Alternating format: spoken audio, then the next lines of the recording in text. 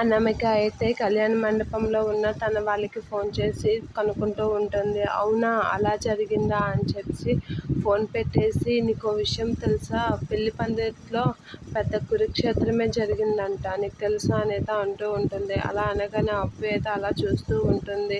ఇక రుద్రాని అయితే వీళ్ళు మంచి ప్లానే వేశారు, ఇప్పటికీ అప్పు ఆ కళ్యాణ్తో పెళ్లి చేసుకునే ఉంటుంది అనేత అంటూ ఉంటుంది. ఆ మాటలకి ధాన్యలక్ష్మి అయితే షాక్ అయి భయపడుతూ అలా చూస్తూ ఉంటుంది. ఇక కావ్య వాళ్ళైతే ఏడుస్తూ ఉంటారు. ఇక అనామిక అయితే అప్పుతో ఇలా అంటూ ఉంటుంది, నువ్వు పెళ్లి వాళ్ళేంచి మాకు ఈ పెళ్ళి వద్దు, ఆ పిల్ల వద్దు అని చెప్పి మొక్కం మీదే చెప్పి వెళ్ళిపోయారంట అనేత అంటూ ఉంటుంది. అలా అనగానే అప్పు అయితే చాలా చిరాగ్గా ఏం చేయలేక అలా చూస్తూ ఉంటుంది. ఇక రుద్రాని అయితే వీళ్ళు మంచి ప్లానే వేశారు, మూడోదాన్ని కూడా ఇంటి కోడల్ని చేస్తే ఏకంగా దుగ్గరాల రాజ్యాన్ని ఏలేద్దాం అనుకుంటున్నారు అనేత అంటూ ఉంటుంది. ఆ మాటలకి ధాన్యలక్ష్మి అయితే అలా చూస్తూ ఉంటుంది. కావ్య కూడా అలా చూస్తూ ఉంటుంది.